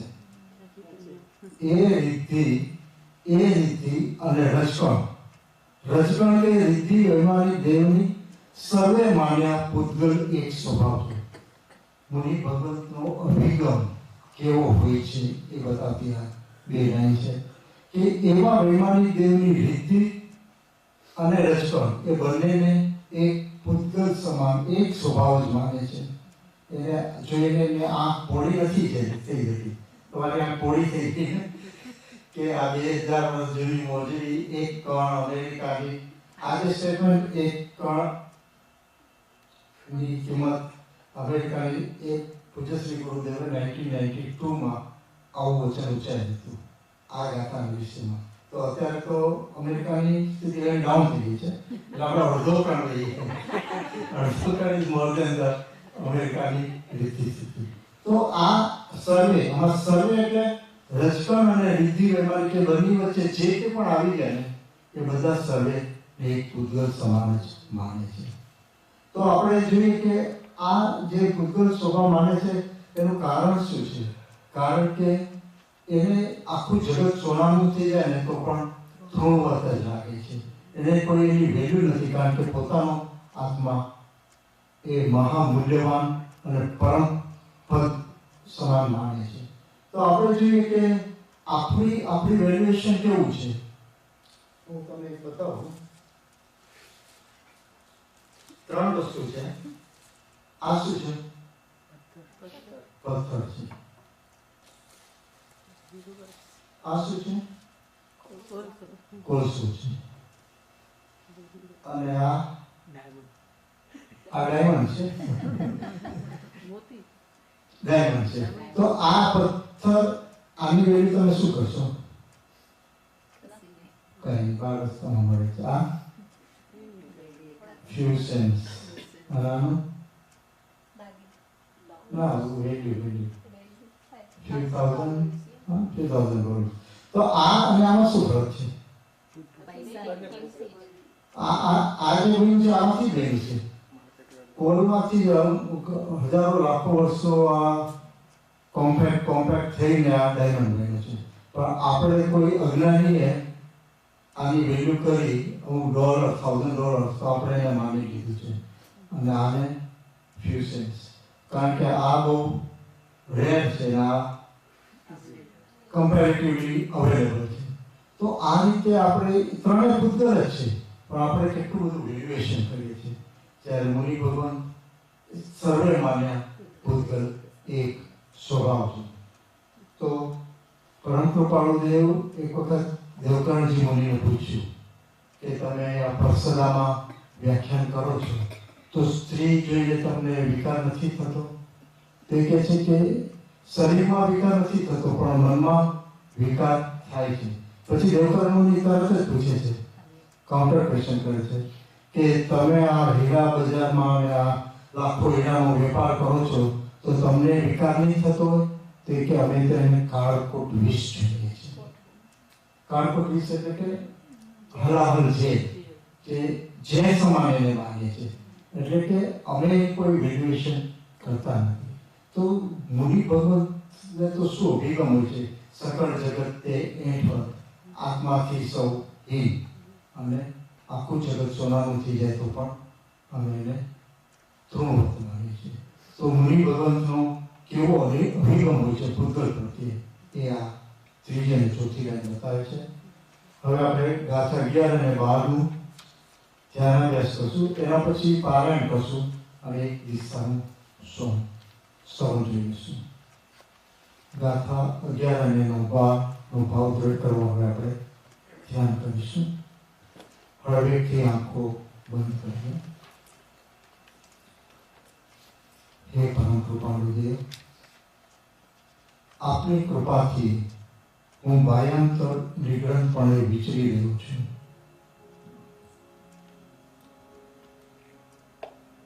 પ્રાપ્ત પરિસ્થિતિમાં તો સંભાવની પ્રાપ્તિ થઈ છે,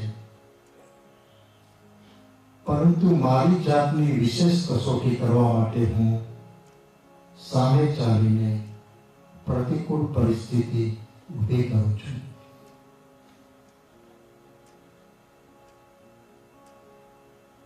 હું મારા આત્મસુખને અસ્થલિતપણે ભોગવવા માટે એકાકીપણે વિચરી ગયો છું. સ્મશાન જેવા નિર્જન અને ભયંકર સ્થાનમાં પણ મારી સાધના અવિરતપણે ચાલુ રહી છે. આપ પ્રભુની જેમ હું પણ પહાડોમાં વિચરી રહ્યો છું.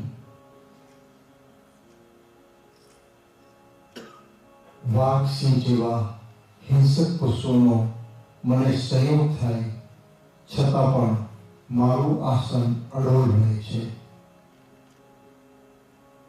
મનમાં પણ કોઈ જાતના ભય, સંકલ્પ, વિકલ્પ ઉઠતા નથી.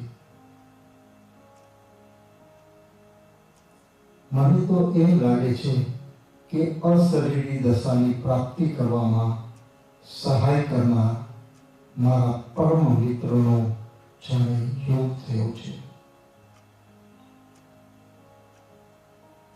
ઘોર કર્મનો ક્ષય કરવા માટે મેં ઘોર તપશ્ચર્યા આદરી છે. લાંબા કાળની આકરી તપશ્ચર્યા કરવા છતાં પણ મારા મનમાં કોઈ દુઃખ, ખેદ, સંકલ્પ, વિકલ્પ થતા નથી. ગોચરીમાં સરસ અન્ન મળે છતાં મારા મનમાં લેશ માત્ર પણ પ્રસન્નતા થતી નથી. એક રજકણ હોય કે વૈમાનિક દેવની રીતિ સિદ્ધિ મારા માટે બંને એક સમાન પૂતગલ સ્વાભાવિક છે. હે પ્રભુ, આપની કૃપા વિના આવી દશાની પ્રાપ્તિ ક્યાં શક્ય હતી? મારામાં તો કોઈ શક્તિ ન હતી. આપે જ માર્ગદર્શન અને પ્રેરણા આપીને મને આ દશા સુધી પહોંચાડ્યો છે. તે બદલ હું અત્યંત ભક્તિભાવપૂર્વક આપનો ઉપકાર વેદું છું.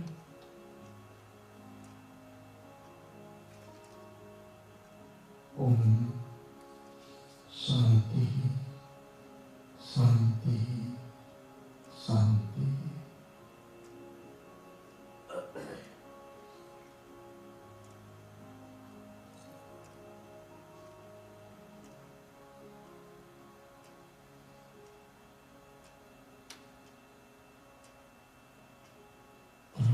ઊંડા શ્વાસે ધીરેથી આંખો ખોલીશું.